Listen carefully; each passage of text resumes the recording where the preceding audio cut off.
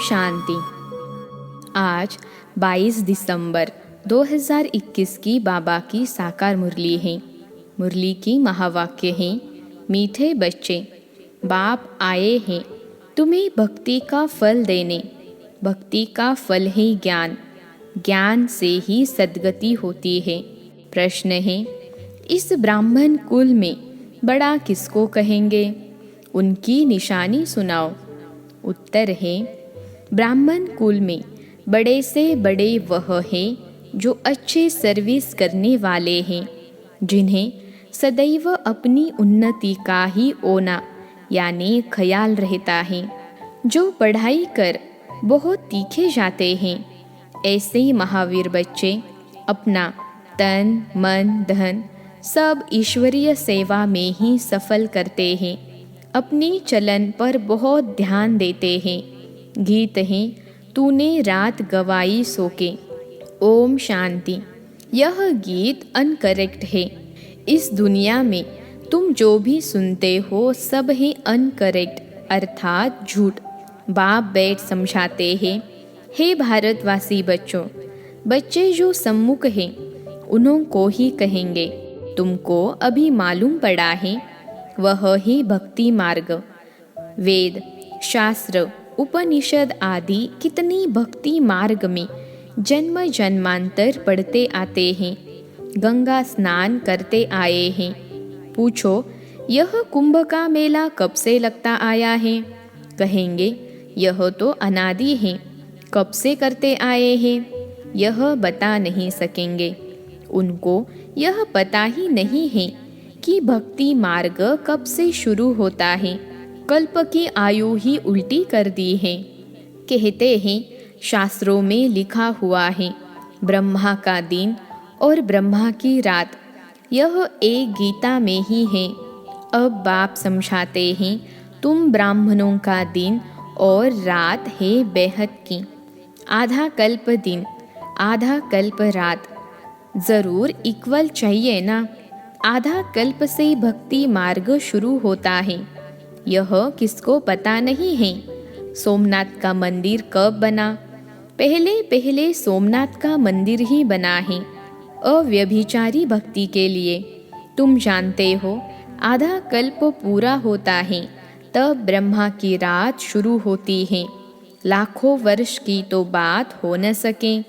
कहते हैं 1300-1400 वर्ष हुए होंगे जबकि मोहम्मद गजनवी मंदिर से खजाना लूट कर ले गया। अब तुम समझते हो, इस पुरानी दुनिया से हमारा कोई ताल्लुक नहीं है। और धर्म वाले जो आते हैं वह सब बीच बीच के बाई प्लॉट है। अभी तो उन्हों की भी अंत है, तमो प्रधान है। कितनी वैरायटी है? सूर्यवंशी फिर चंद्रवंशी हुए, 2 कला कम हुई, फिर दूसरे वैरायटी आते गए हैं। इस समय है ही भक्ति मार्ग। ज्ञान से होता है दिन, सुख भक्ति से होती है रात, दुख जब भक्ति पूरी हो तब ज्ञान मिले। ज्ञान देने वाला एक ही ज्ञान सागर बाप है। वह कब आते हैं? शिव जयंती कब मनाई जाती है यह भी किसको पता नहीं है।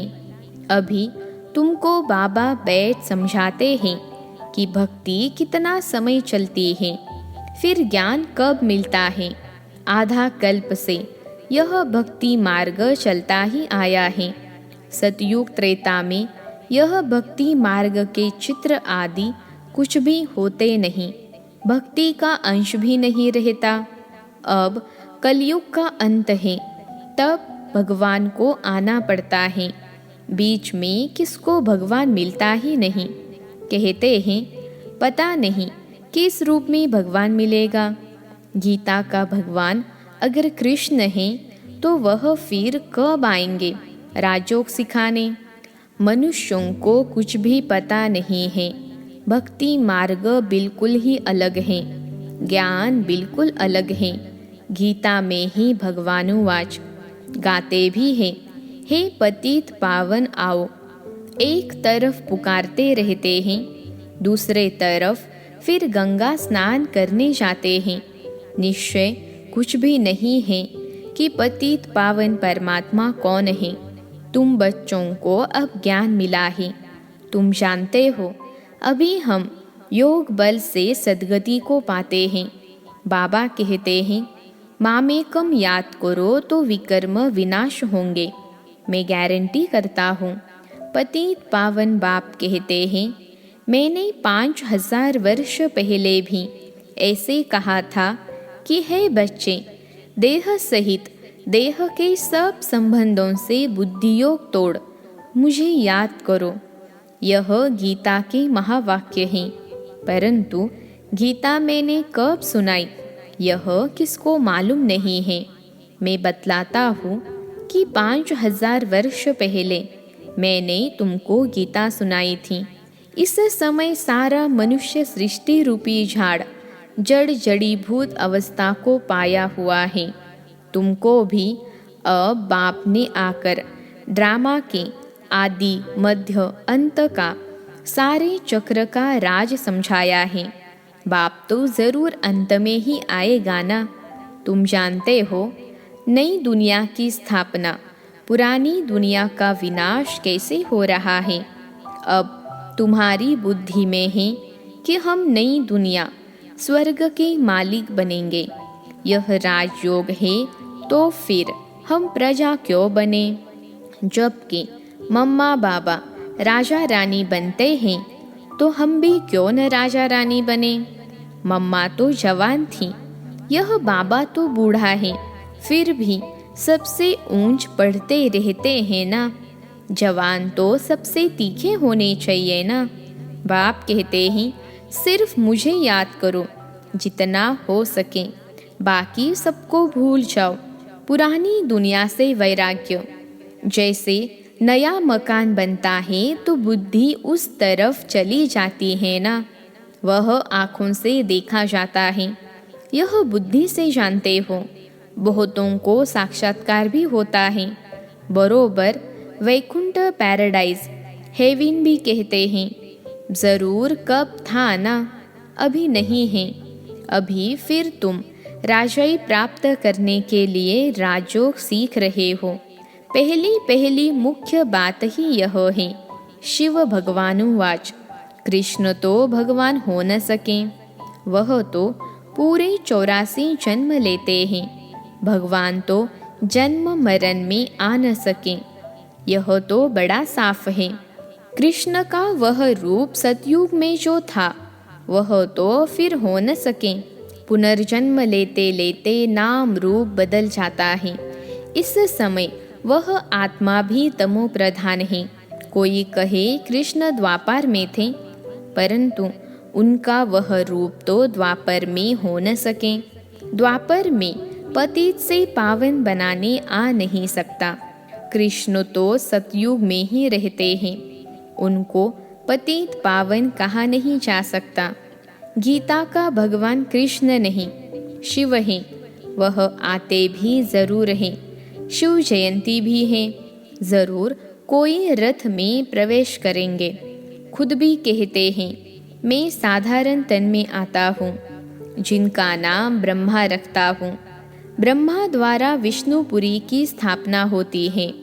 महाभारत लड़ाई भी सामने खड़ी है। यह नॉलेज अच्छी तरह बुद्धि में याद रखनी है। बुद्धि में यह याद रहे कि हम स्टूडेंट हैं, बाप पढ़ा रहे हैं, बाकी थोड़ा समय है, फिर बाबा हमको वापिस ले जाएंगे।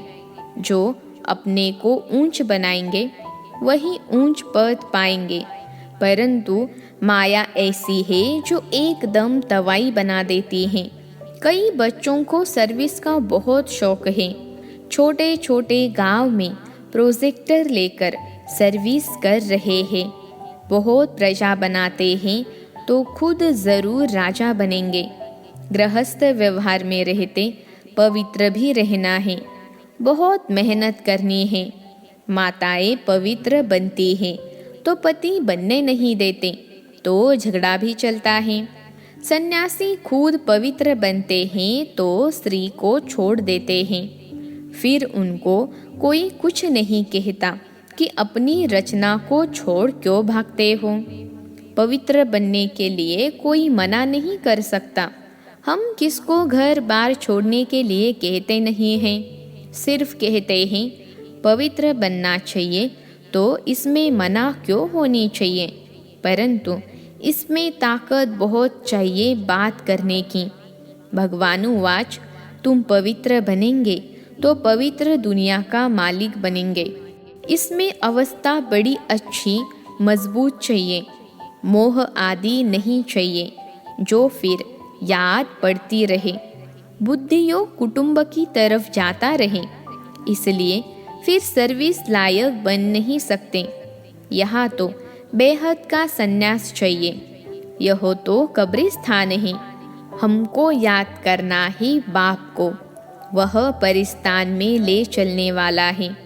इस ब्राह्मण कुल में जो अच्छी सर्विस करते हैं वह बड़े ठहरे। उनका बड़ा रिगार्ड रखना चाहिए। उन जैसे सर्विस करनी चाहिए, तब ही ऊंच पद पाएंगे। अभी तो अपनी उन्नति का ओना रहना चाहिए। अपने को देखना चाहिए हम बाबा से वर्षा पाने के लायक बने हैं। बाप आया ही पावन बनाकर साथ ले जाने, वह ठुकराएंगे कैसे। बाबा सबसे पूछते हैं तो कहते हैं हम तो महारानी बनेंगे। तो ऐसी चलन भी होना। कई तो बहुत अच्छे बच्चे हैं, परंतु जो पुरुषार्थ ही नहीं करेंगे तो वह क्या पद पाएंगे। हर बात में पुरुषार्थ से ही प्रारब्ध मिलती है। कोई बीमार पड़ जाते हैं, फिर ठीक होने से ही दिन रात पुरुषार्थ में लग पढ़ाई में तीखे हो जाते हैं। यहाँ भी सर्विस में लग जाना है। सर्विस की युक्तियाँ तो बाबा बहुत बतलाते हैं। प्रदर्शनी पर समझाने का अभ्यास करो। बाबा तो कहते हैं अपनी उन्नति कर जीवन बनाओ। यह ओना रहना चाहिए कि मैंने कितनी सर्विस की, कितनों को आप समान बनाया, किसको आप समान नहीं बनाया, तो ऊंच पद कैसे पाएंगे। फिर समझा जाता है प्रजा में चले जाएंगे अथवा दास दासिया बनेंगे। ढेर सर्विस पड़ी है, अभी तुम्हारा झाड़ छोटा है, मजबूत नहीं है। तूफान लगने से कच्चे गिर पड़ेंगे। माया बड़ा हैरान करती है। माया का काम ही है बाबा से बेमुख करना। चलते चलते गृहचारी जब उतरती हैं तब कहते हैं अब तो हम बाबा से पूरा वर्षा लेंगे, तन मन धन से पूरी सेवा करेंगे। कहाँ कहाँ माया गफलत कराती है, फिर श्रीमत पर चलना छोड़ देते हैं। फिर कभी स्मृति आती है तो श्रीमत पर चलते हैं। इस समय दुनिया में है रावण संप्रदाय, यह देवताएं हैं राम संप्रदाय। रावण संप्रदाय वाले राम संप्रदाय के आगे माथा टेकते हैं। तुम जानते हो हम विश्व के मालिक थे, 84 जन्म लेते लेते अब क्या हाल हो गया है। अब बाप सबको पुरुषार्थ कराते हैं, नहीं तो बहुत पछताना पड़ेगा। हम भगवान के श्रीमत पर न चले। बाबा तो रोज समझाते हैं बच्चे गफलत मत करो। सर्विस करने वालों को देखते हो कैसे अच्छी सर्विस करते हैं। फलाना फर्स्ट ग्रेड, फलाने सेकंड ग्रेड में सर्विस करने वाले हैं। फर्क तो रहता है ना। बाप बच्चों को समझाएंगे तो सही ना। अज्ञान काल में बाप थप्पड़ भी मारते हैं। यहाँ यह बेहद का बाप तो प्यार से समझाते हैं अपनी उन्नति करो, जैसा हो सके पुरुषार्थ करना चाहिए। बाप को खुशी होती है कि 5000 वर्ष के बाद फिर आकर बच्चों से मिला हूँ, राजयोग सिखला रहा हूँ। गीत है ना, तुम भी वही हम भी वही हैं। तो बाप कहते हैं तुम बच्चे भी वही हो। इन बातों को और कोई समझ न सके। अच्छा, मीठे मीठे सिखिलते बच्चों प्रति माता पिता बाप दादा का याद प्यार और गुड मॉर्निंग। रूहानी बाप की रूहानी बच्चों को नमस्ते। हम रूहानी बच्चों की रूहानी माता पिता बाप दादा को याद प्यार, गुड मॉर्निंग और नमस्ते बाबा नमस्ते। धारणा के लिए मुख्य सार। पहली पॉइंट है स्वयं को सर्विस के लायक बनाना है। जो अच्छी सर्विस करते हैं उनका पूरा पूरा रिगार्ड रखना है। अपनी उन्नति का ख्याल करना है। दूसरी पॉइंट है तन मन धन से पूरी सेवा करनी है। श्रीमत पर चलना है, गफलत नहीं करनी है। आज का वरदान है मास्टर अलमाइटी अथॉरिटी की सीट पर सेट रहने वाले सहज और सदा के कर्मयोगी भव। मास्टर अलमाइटी अथॉरिटी की सीट पर सेट रहने वाले सहज और सदा के कर्मयोगी भव। विश्लेषण है जैसे किसी मशीनरी को सेट किया जाता है तो एक बार सेट करने से फिर ऑटोमेटिकली चलती रहती है। इसी रीति से मास्टर अलमाइटी अथॉरिटी की स्टेज पर स्वयं को एक बार सेट कर दो तो कभी कमजोरी के शब्द नहीं निकलेंगे। हर संकल्प, शब्द व कर्म उसी सेटिंग प्रमाण ऑटोमेटिक चलते रहेंगे। यही सेटिंग सहज और सदा के लिए कर्मयोगी निरंतर निर्विकल्प समाधि में रहने वाला सहज योगी बना देगी। आज का स्लोगन है मैं के बजाय बाबा बाबा कहना यही याद का प्रूफ है। मैं के बजाय बाबा बाबा कहना यही याद का प्रूफ है। अच्छा, ओम शांति।